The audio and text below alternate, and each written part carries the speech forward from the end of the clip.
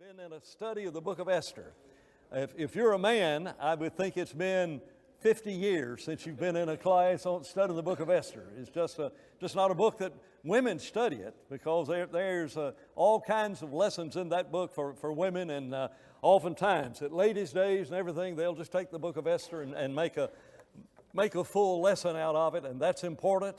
We do not have slides tonight, and so we'll just have to listen. But I want us to take up with where we ended the class last week, and that is we're at the point in Jewish history where the Jews are in unbelievable peril because of a man by the name of Haman.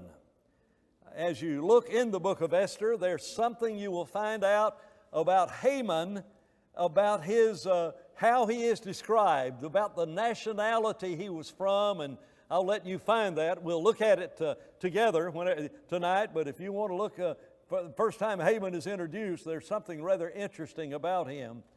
But he hates the Jews so much because, especially, there's one man by the name of Mordecai. Haman has been honored by the king of Persia. Ahasuerus is his name. Has been honored so much that he is in the place of prominence, and being in that place of prominence, he has elevated and gotten an ego problem like you would not believe. He just thinks he's the greatest thing on this earth. I think he is the original Muhammad Ali. If the way to describe him, I am the greatest. What did he say? Fight like a something and dance like a butterfly, or I can't remember. Sting like a bee, wasn't it, or something like that? And Haman, Haman is a very loving person, one of the most loving people you'd ever find in all of the Bible. He loves himself. He is not concerned about anybody else on this earth, and so he is the reason for all of the turmoil there is in the book of Esther. This book might not have even been written, but if there's any book in the Bible that shows God in the background working things out, one thing after another after another. I mean, you think about how Esther became queen. You stop and think about the whole circumstances of that.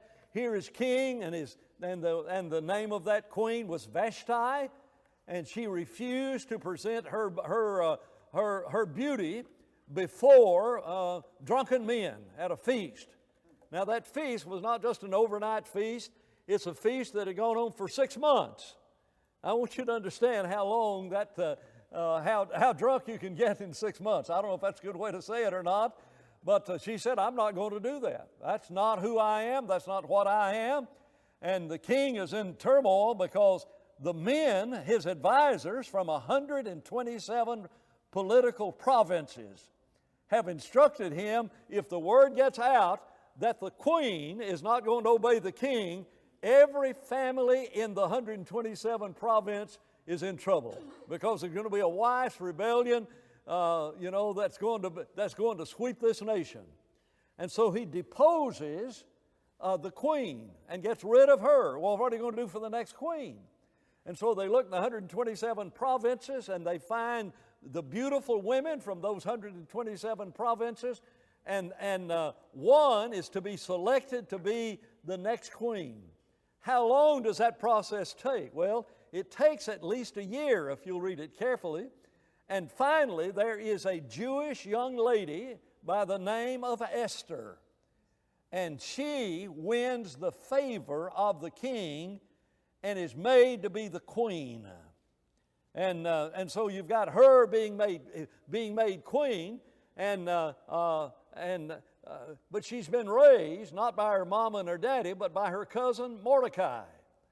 And Mordecai becomes the focal point of the anger of Haman, because you see, he is so honored by the king that everybody that sees Haman, whenever he goes anywhere in the palace city called Shushan, they all bow down before him. But there's one man that will not bow down before him, and that's Mordecai. You ever have something get under your skin and it just irritates you so much you can't turn it loose? Well, Haman does, because Haman loves Haman, and Haman's been mistreated because of anybody on this earth. He is worthy. Just ask the king. Just ask the king. He is so filled with his ego, and we'll talk about this later tonight, that when he's asked to come to the banquet that the queen of the world is giving, there's only two people at that dinner, at that feast, and one is the king and the other is Haman. And he says, I deserve that. I mean, his response and his not knowing what's happening in the background just shows what happens when a person gets so much in love with himself they can't see anything. But whenever Haman marches out, there's Mordecai, and he's at the king's palace. He's outside the gate of the palace, Mordecai is, and so whenever he leaves the king's palace, you know, dressed in all of the riches that his money would buy for him and all of the nobility that he has and everything, Mordecai won't bow down. And it just gets under his skin, and it gets under his skin, and every time he goes in and out, and he becomes almost as powerful as the king himself. The king loves him so much that whenever Haman makes a donation of 10,000 pieces of silver, I want you to hear that number, that the king gives his signet ring to Haman to write anything he wants to. Now, what he wants to write is to get rid of the Jews. Why does he want to get rid of the Jews? Well, he might have hated other Jews, but there's one guy he really, really hates, and that is Mordecai. Well, Mordecai, trying to figure out what's going on in the palace, in that year, evidently during that year, before Vashti is selected, pardon, not Vashti, but before Esther is selected, that he's outside in the courtyard of the king, and this may have happened after that, but because the edict that he writes out, by the way, is in the 3rd year of the king's reign, and but he's just out there. That's his life. His life is wrapped up in his cousin. And is she going to become queen or not? Or maybe after she becomes queen, he just wants to be there for her. He overhears a plot from 2 of the king's servant eunuchs, and they're planning to kill the king. And so now we've got all of these things, pieces, got to put them all together now. And so that's where we are, is trying to put all of this together. And last week we were in chapter 4, and in chapter 4, there is that decree that goes out that says on a particular day, and they've selected that day by casting lots. And how you cast lots would perhaps vary from culture to culture. We sometimes cast lots by saying, pick a number between 1 and 10. You know, that's just trying to, you know, sometimes I think about when I pick a number between such and such. Brother W. Claude Hall at Freed Hardeman, who was a great fixture at the college, an anciently old man of 70 years of age when I was a student there. And his class was when everybody took. And he asked a student in his class, said, how many, there were 10 questions, how many did you get right? And the student said, Brother Hall said it was between 4 and 6. He said, why didn't you just say it was 5?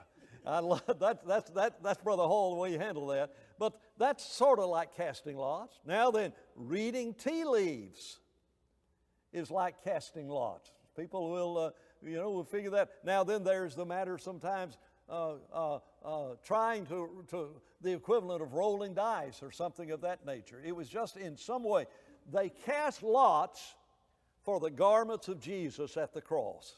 And so you had to draw straws. I don't know how they cast lots, but one way or another, and they picked out that the time for the Jews to be killed was in the 12th month. And they picked that, they selected that month because when they cast lots, that's the month that came up. Could have been any of those months, But it was going to be in the 12th month. So we got a year, nearly a year ahead to make all of this happen and for the Jews to get ready. But the edict goes out that in the 12th month, on a particular day of the 12th month, every Jew could be killed and you could take their property. That's like hunting season. I think we used that expression last week. If somebody's got something better than you have and you want to get it, well, just wait till the 12th month and kill them, and whatever they own will be yours. So it's going to be open hunting season on that particular day that was decided by the casting of lots. Now, the Persian word for lot is pur, P-U-R. The Jews made a commemorative feast to honor what is going to happen in the book of Esther. And that feast is called the Feast of Purim. They took the word pure, P-U-R, and added 2 other letters to it, and it was like our Independence Day. But it was a day of great rejoicing, because instead of the Jews being destroyed in the 12th month, the whole situation flipped back the other way. And that's what the book of Esther is all about. We haven't given all the details of that. But Mordecai, when he hears of it, wants to make sure. Well, the Bible says he walked through the city and he was crying, weeping, or perhaps shouting out. And he arrives outside the palace, like he had been there, before when he discovered the plot to kill the king. He's at the gate of the palace, but he's not allowed to go into the palace because that's sacred ground, and he's in sackcloth. And he's wailing and crying out. And whenever the people who are outside, who are Queen Esther's friends, see what's going on, they say, your cousin is out there in sackcloth. So she sends him some better clothes to wear. She evidently, she may not understand exactly why he is weeping in that. But Mordecai does not say to Esther, and I don't know how many times in preaching I've said, and we need to remember what Mordecai said to Esther. He said it through an agency. One of the servants of the queen of the world, Esther, goes out and takes his garments and tells him to put them on. He said, I'm not putting on these garments, but because every Jew on this earth is weeping. And so he sends word to Esther, and he says to Esther, how do you know that you are not queen of the world so that you can save the Jewish nation? Now he says it in these words, perhaps you've been brought to the kingdom for such a time as this. I love living my life with that in the back of my mind. 37 years ago, I moved to Palm Beach Lakes. Didn't overly want to move. Children in great Christian school and everything, but I was so frustrated with that church I was preaching at in Birmingham. Would not be evangelistic. Heavily evangelistic in world evangelism, but as far as trying to convert folks in Birmingham, they just thought, well, it's just a whole lot better for us to support. We were supporting 100 preachers in India, and we felt real good about it. And I did. I'm thankful for the work they were doing overseas. And they would have sent me anywhere in the world that I would have asked them to preach. But the church got to be evangelistic. And came down here and met with this eldership. And 2 of the men that are elders now were part of that hiring of me. And so if you want to get mad at them, get mad at Joe Holland and get mad at Johnny Davis. They hired me. But when I met with them and they said, here's our visitors from last Sunday, and whatever you ask us to do to help this church become evangelistic, we'll do. And I had never, since that, it was like talking to other missionaries in New Zealand about the importance of being evangelistic and everything, and to meet an eldership that says this is the way we want to be. And, perhaps I'm here for that reason. I don't know that that's that. But doesn't that make it life exciting? Have you ever thought about the fact perhaps you're here this night to hear this very sermon? I want you to think about that. Sometimes I'll preach a sermon and the very people that I thought it would help don't even show up. And somebody will walk out and said, "You'll never know how much that sermon helped me." And see, it's no glory to me. I want you to understand, I don't take that as glory to me. God is trying to help that person. And here is the circumstances that happen in their lives. And sometimes people have great adversity. And they look back at it in hindsight, and thing that ever happened to me. There was a rugby player in New Zealand.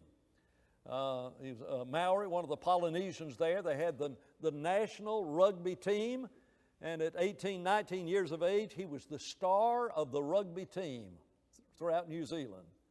Now, fifth quarter parties after rugby are wine, women, and song, okay? And so he had his life laid out before him, being a sports hero, and people knew him, and all of a sudden at 19 years of age has his leg amputated. Where's your future? He started studying the Bible. And John Gerard was a person that when I'd start quoting a verse, he'd start quoting it back to me. When Billy Graham came to New Zealand, John Gerard went and had a discussion with Billy Graham about why don't you preach what the Bible preaches about Acts 2:38. Do I know that happened for that? No, I don't know that happened. But if you look back in your life and see things that happen in your life, and it just, perhaps you're living right next door to some people. Perhaps the people that are moving in next door to you, due to being in the hospital. Perhaps every nurse that I've met coming in, that I've tried to give invitations to about coming to Palm Beach Lakes. Perhaps for that very reason. The physical therapist came today, and she was a bubbly kind of person and everything. And I said, "You must go to church somewhere, anybody that's as happy as you are." And she said, "I haven't found a church yet." Perhaps. I don't know. That just makes life exciting. Some house going to burn down tomorrow, Chuck. And you're going to be over there. Well, you hope not, okay? And there's that family, and they're in grief and everything. Perhaps. And it makes life exciting to live life understanding, and you never know. You believe God's working on this earth? Yeah, that's what He said He'd do. He'd work all things together for our good. And some of the troublesome times in my life, I can look back and think, I'm sort of glad that happened. Yes. Perhaps. And did God make it? I don't need to know. That's what Mordecai is saying. Perhaps. Perhaps. Taylor, perhaps this lesson that you gave to us tonight came about because of who you married, and she taught you all that you gave to us tonight. You understand what I'm talking about? I don't mean to get to that level of saying that everything that happens in your life, God makes it happen. That's not what I'm talking about. But I am talking about if you want to make life exciting, perhaps. Johnny, you're on that advisory board at Freed Hardeman. Why? I don't know. Perhaps. Doesn't that make going to that meeting a little bit more exciting, and that type of thing? And if you can develop that in your life, and so perhaps you're brought to the kingdom for such a time as this. Oh, by the way, Esther, you're about to die. Whether you think you're living there as the queen of the world, I want you to understand that you're going to suffer just like every other Jew just a few months from now, and perhaps right in the middle of the most troublesome time of your life in which your entire nation is going to be wiped out. Perhaps. Is that exciting? And I want you to think about that. Perhaps a person will walk into this building Sunday Perhaps that person sits beside you. Perhaps. Does that make life exciting? And I look back in my life, I don't know.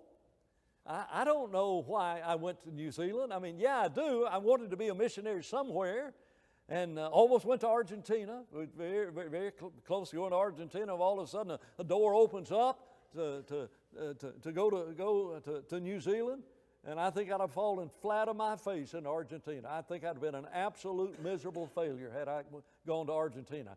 I cannot learn another language. But to go to New Zealand and the things that transpired in relationship to that, perhaps. And I want you to develop that in your mind in relationship to who you're going to meet tomorrow. Just everybody you meet. Now he says to Mordecai, now if you don't do your job, that's not going to frustrate God one iota. Before you get all puffed up about who you are and the doors that are, that are before you, if you hadn't have done it, God would have found some other way, some other person to do that. And that ought to help you to avoid Haman's problem. And that is falling in love with yourself, and to see the blessings that can come from adversity. It changes every one of us. And so he says, perhaps. Now then, that's last week's lesson, but that's the background. I want to show you something rather interesting from the book of Esther. And it's in the last verses. What is that? Is that chapter 4? It's in the last verses of chapter 4, whenever Esther responds to what Mordecai says. And, I won't find it in the book of Ezra, will I? In Esther chapter 4, Esther told them to go tell Mordecai. That's in verse 15. Go gather all the Jews who are present in Shushan, that's the capital city where the palace is, and fast for me, neither eat nor drink for 3 days, night and day. My maids and I will fast likewise, and so I will go to the king, which is against the law, and if I perish, I perish. What a great understanding about life. There are things worse than dying. If I die, I die. And so, acting on the advice that he's given, so Mordecai went his way and did according to all that Esther commanded them. What did she command them? You go and do what? Fast for how long? 3 days and 3 nights. But look at ignore chapter divisions. Ignore chapter division because it says, and it happened on the 3rd day. That's interesting, isn't it? In relationship to the resurrection of Jesus, there are 3 ways the Hebrews express time. And they're the same. We struggle sometimes with the Lord being 3 days and 3 nights in the tomb. When was he crucified? How can that be 3 nights? If he's crucified, if he was crucified on Friday, and that's Friday night, Saturday night, and yes, he's supposed to be 3 nights in the grave. People struggle with that, and it's all right with me if Jesus was crucified on Thursday. I'm a whole lot more concerned about the resurrection day. I'm a whole lot more concerned about the resurrection day. But we read that, and it gives us all kinds of problems. Why? Because we're taking the Western world way of describing times, and we're using the words in the very way you and I use it. There are 2 other expressions that are used to describe the resurrection. One is, he'll be raised on the 3rd day. And the other expression is after 3 days. And that just bothers us so much. How can it be on the third day and be after 3 days and be 3 days and 3 nights? Well, what we have failed to understand is that the way time is expressed in other cultures may not be the same way time is expressed in our culture. I grew up in Alabama, and this has very little to do with time. It has to do with the interstate. When they said on the interstate, and you're coming up on the exit, and it says the next exit, is that only Alabama trouble that couldn't decide, is it this exit or the next one after this one? And I'm telling you, I had problems with that, you know. Come next Sunday. Well, when's that? You know, if somebody says on Friday, well, come next Sunday. Is that this Sunday or is that next Sunday? And so on the exit, I grew up, couldn't figure out, am I supposed to get off at this exit or the next exit? And I have finally figured out that when it says next exit, it means this exit, you know. But that's a cultural thing.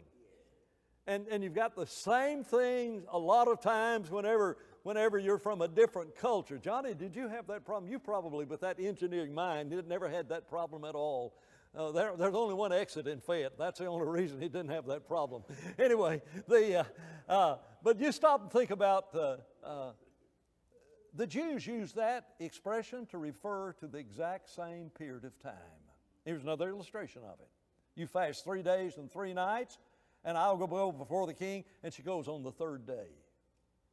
Well, if you fasted 3 days and 3 nights, you're going to go on the fourth day. She didn't go on the fourth day. She went on the third day. So on the third day, she's going before the king. There's only one problem. You cannot walk into the presence of the king. You cannot walk in the presence of the king uninvited. You will be put to death. Anybody, even the queen of the world, would be put to death if she walks into the king's palace. You're talking about a strong, powerful dictator of the world. So what does she do? Well, you read the beginning part of chapter 5, and the beginning part of chapter 5 says, it happened on the third day that Esther put on her royal robes and stood in the inner court of the king's palace, not in the palace, just in the courtyard. The courtyard, that's the inner courtyard, the part that's closer to the king, across from the king's house, while the king sat on the royal throne in the royal house, facing the entrance of the house. And when he saw Queen Esther standing in the courtyard, she found favor in his sight, and the king held out to Esther the golden scepter that was in his hand. And Esther went near and touched the top of the scepter, and the king says, "What do you wish, Queen Esther? What do you wish? What is your request? I will give to you up to half of the kingdom." She's been a pretty good queen. She has obtained the favor of the king. And he is so much in love with her that he says, "I will give you half of the kingdom." What is half of 127 provinces? You want to look at a map? I will give you half of the kingdom. Now, when we read last week, all the way from Ethiopia, Persia is way, way over, almost into Saudi Arabia. And so from Saudi Arabia, you got to go through Iraq and Iran, just north of there. You got to go through, go up around Nineveh, Tigris and Euphrates up there, come down to Syria, come down to Palestine, come down to that part of Sinai, get down to the land of Egypt, and go several hundred miles down the Nile River. You know, that's how big the provinces were. He ruled the world. And he says, "I'll give you half of them." It's amazing what she requests. The Bible says, she says, "If it pleases the king, let the king and Haman come today to the banquet that I have prepared for him. We talked about this last week. The Jews celebrate the Feast of Purim, and a part of that they read this verse. And we were in the synagogue during this time, at least in most synagogues. Anytime you say Haman's name, everybody in the synagogue hisses and boos. And so just invite king, you come and let Haman come. Well, the king says, bring Haman quickly, that he may do as Esther has said. So the king and Haman went to the banquet that Esther had prepared. At the banquet of wine, the king says to Esther, what do you want? It'll be granted to you. What is your request? Up to half of the kingdom. It shall be done. And Esther says, here's my petition, here's my request. If I found favor in the sight of the king, and if it pleases the king. Isn't this amazing? If it pleases the king, if it pleases the king. How she understands how to deal with this situation.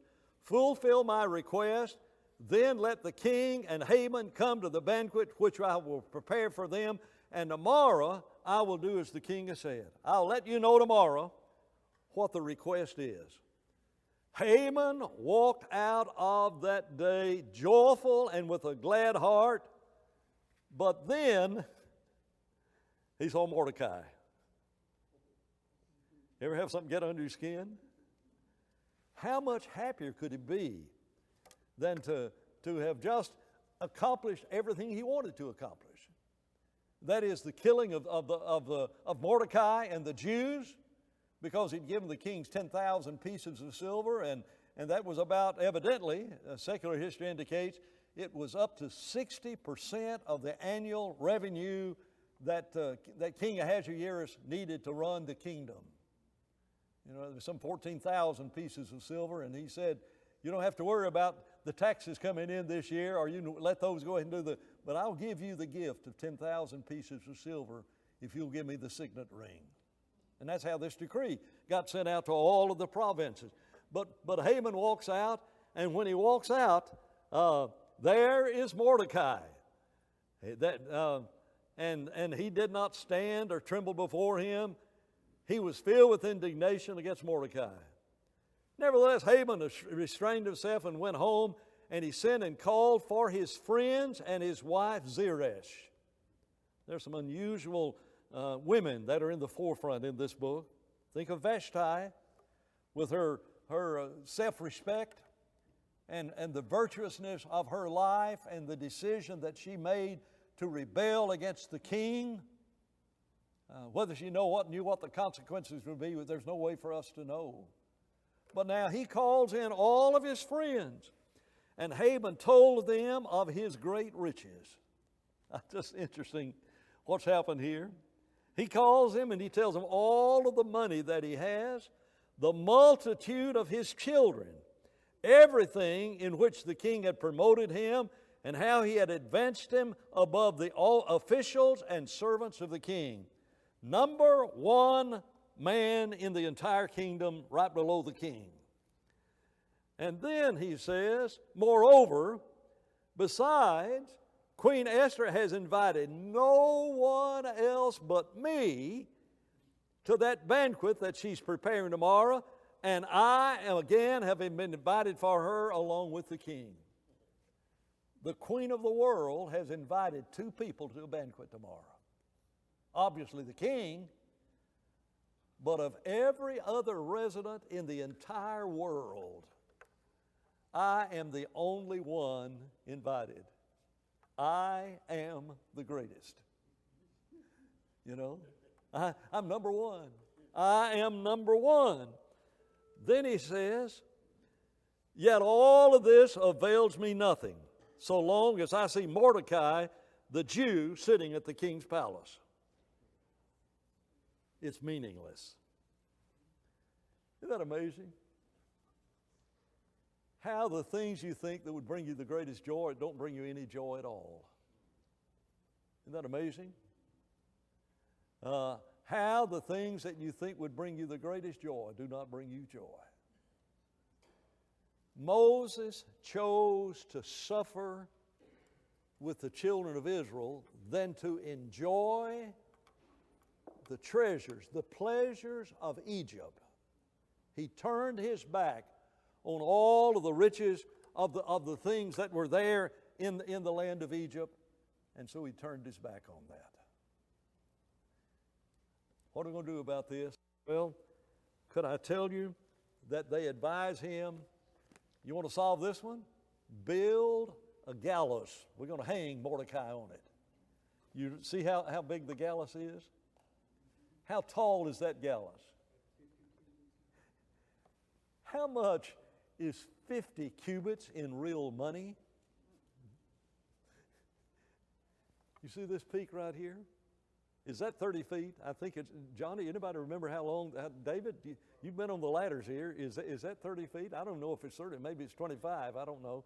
How many people could you stand on top of my head, before we reach the height up there?